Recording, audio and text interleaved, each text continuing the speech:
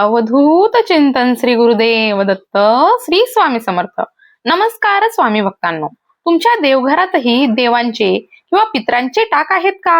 दररोज पूजा करताना तुम्ही त्या टाकांना नमस्कार करता, त्यांच्यावर कुंकू अक्षता वाहता, पण कधी स्वतःला हा प्रश्न विचारला आहे का, हे टाक नेमके देवघरात का ठेवले जातात? त्यामागचं शास्त्र काय आहे? टाकांची संख्या किती असावी? पितरांचे टाक देवघरात ठेवणं योग्य आहे का? आणि सर्वात महत्वाचं म्हणजे जर टाकांची पूजा योग्य पद्धतीने केली नाही तर त्याचा आपल्या श्रद्धेवर आणि परंपरेवर काय परिणाम होऊ शकतो? स्वामी भक्तांनो, आजच्या या व्हिडिओमध्ये आपण टाकांविषयीची अशी माहिती जाणून घेणार आहोत जी अनेकांना माहितीच नसते. टाकांचे धार्मिक महत्व, त्यांची योग्य स्थापना, त्यांची योग्य पूजा पद्धत आणि पितरांच्या टाकांबाबत परंपरेत सांगितलेले काही महत्वाचे नियम, हे सर्व आपण सविस्तरपणे समजून घेणार आहोत. म्हणूनच आजचा हा व्हिडिओ शेवटपर्यंत नक्की पहा, कारण कदाचित तुमच्या देवघरात असलेल्या टाकांविषयीची ही माहिती तुमच्या श्रद्धेला आणखी दृढ करणारी ठरू शकते. स्वामी भक्तांनो, सर्वप्रथम आपण समजून घेऊया की टाक म्हणजे नेमकं काय.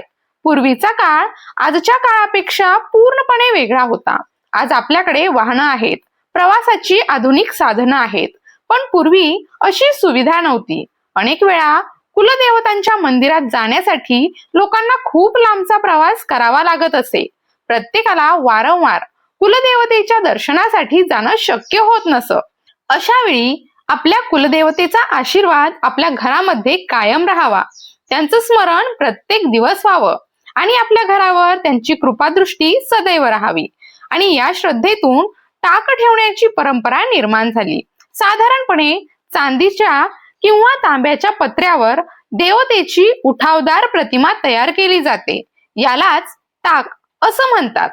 पहिल्या नजरेत पाहिलं तर ते केवळ धातूचे एक छोटेसे पत्र वाटू शकते, परंतु श्रद्धेच्या दृष्टीने त्याचं स्थान अत्यंत महत्वाचं मानलं गेलं आहे, कारण ते आपल्या कुलदेवतेचं स्मरण करून देणारं प्रतीक असतं. अनेकांनी लक्ष दिलं असेल, बहुतेक टाकांचा आकार पंचकोनी असतो.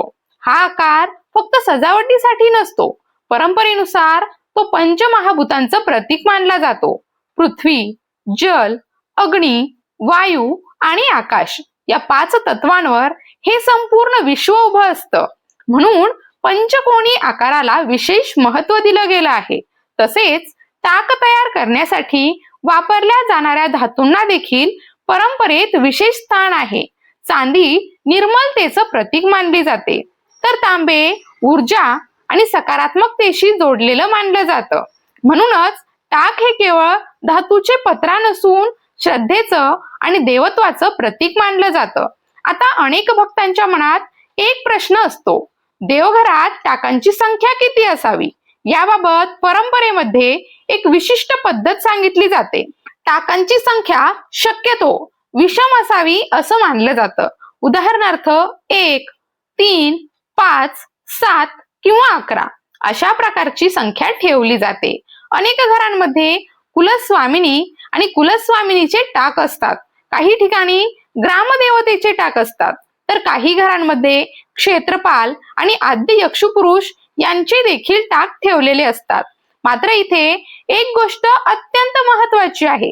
प्रत्येक घराण्याची परंपरा ही वेगळी असते.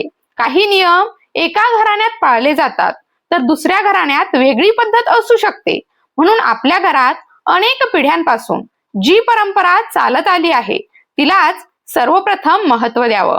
आता जाणून घेऊया टाकांची योग्य पूजा कशी करावी. टाकांची पूजा करताना काही गोष्टींची विशेष काळजी घेणं आवश्यक मानलं जातं. सर्वात पहिली गोष्ट म्हणजे स्वच्छता. दररोज पूजेच्या वेळी टाक स्वच्छ पाण्याने धुवावेत आणि नंतर मऊ सुती कापडाने अलगद पुसावेत, कारण स्वच्छता ही पूजेचा पहिला महत्वाचा भाग मानली जाते. दुसरी गोष्ट म्हणजे गंध.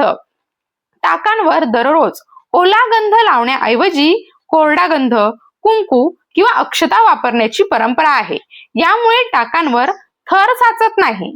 तिसरी आणि महत्वाची गोष्ट म्हणजे टाक स्वच्छ करण्याची पद्धत. अनेक वेळा टाक चमकवण्यासाठी रासायनिक पावडर किंवा तीव्र द्रव्यांचा वापर केला जातो. मात्र अशी पद्धत टाळावी असं सांगितलं जातं. त्याऐवजी चिंच, लिंबू किंवा राख यांसारख्या पारंपरिक पद्धतींचा वापर करावा. त्यामुळे टाक सुरक्षित राहतात. चौथी गोष्ट म्हणजे पूजेतील दिवा. दिवा टाकांच्या अगदी जवळ ठेवू नये.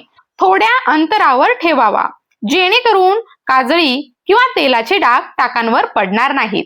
आणि पाचवी अत्यंत महत्वाची गोष्ट, टाक देवस्वरूप मानले जातात, म्हणून ते हातातून पडणार नाहीत याची काळजी घ्यावी. तुटलेले किंवा खंडित झालेले टाक पूजेमध्ये ठेवू नयेत.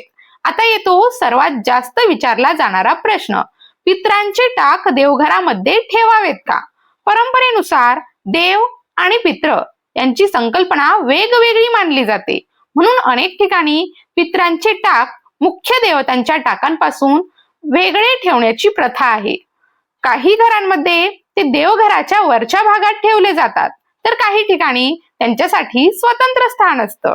तसेच त्यांचे मुख दक्षिण दिशेकडे असावे अशी परंपरा देखील सांगितली जाते. यासोबत आणखी एक प्रश्न विचारला जातो, जर घरात पूर्वजांचे फोटो असतील तर पितरांचे टाक ठेवणं आवश्यक आहे का?